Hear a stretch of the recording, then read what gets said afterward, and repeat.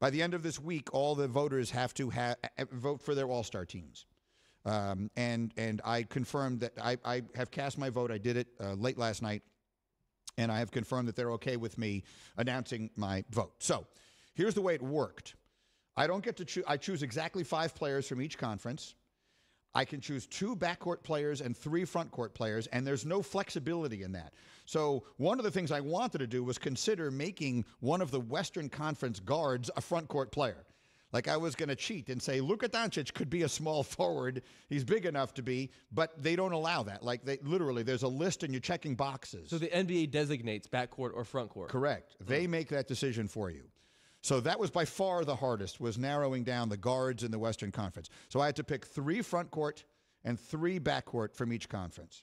So some of the picks were very obvious. So in the Eastern Conference, I'll start there. My frontcourt is Joel Embiid, who's having a monster season in Philly.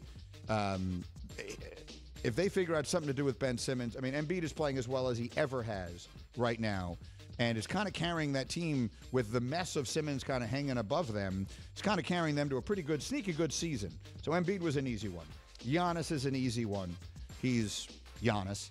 And Kevin Durant was an easy one. Despite the injury, he clearly deserves, he won't be an all-star starter because he's not going to play 4 to 6 weeks, but you have to vote for him. He deserves to be a starter. He's probably the top 2 MVP candidate, so that was easy. The backcourt, DeMar DeRozan is easy. DeMar DeRozan is having a sensational season in Chicago, and the Bulls, despite a brutal week last week where they got just thumped and back-to-back games by 2 good teams, he is still having certainly an MVP, an all-star starter caliber season. And then the other guard wasn't quite as obvious to me. I actually considered Zach LaVine and giving 2 Chicago starters and a couple of other places that I looked at. But in the end, I decided to go with Trae Young. His numbers are just too good to overlook, and he's been good. That team has been such a disappointment this year. I really thought Atlanta was the team that would take the next step in the Eastern Conference and get really good, and they've been the opposite. Now, they're a team that completely turned their season at the midway point last year, so maybe they do it again, but you can't overlook the numbers that Trae Young puts up. So those are my starters in the East. Again, it's 3 frontcourt and 2 backcourt, so it's Embiid, Giannis, Durant, Trae Young, and DeMar DeRozan. How do you feel about those picks, Hembo?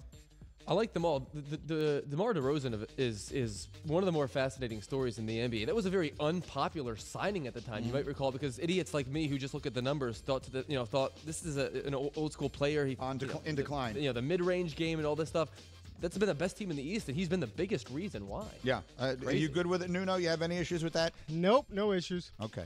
Spoiler alert, I FaceTimed Nuno over the weekend to get some help with this. I take this very seriously because there are players who have bonuses, all kinds of stuff attached to this. I want to tell you who I'm picking.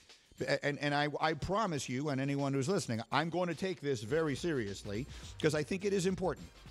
So that was the East. The West, the backcourt was brutal. Brutal. I mean, I had to leave off Devin Booker. I had to leave off Chris Paul. I had to leave off, there was one more, Luka, because I voted for Steph Curry and Ja Morant. Morant has been so good this last month, and I had a conversation with J.J. Redick about it last week. The one thing you could hold against Morant is that when he was out, they played great. They won a bunch of games without him, but Ja Morant has really emerged as a star. I did not feel like I could leave him off. Even at leaving off Booker killed me, and CP3, but I went with those 2 guys. So I went with Chris Paul and Ja Morant. The front court was absolutely brutal. So there were the easy ones.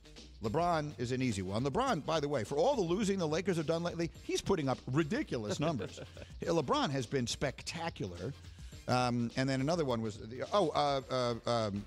Jokic. Nikola Jokic is an obvious one. Team hasn't been quite what we thought it would be, but that was an obvious one. And then the third front court player was really tough to do. And I will admit, I didn't go with Rudy Gobert because I didn't want 2 centers. I just didn't think that was the right way to go.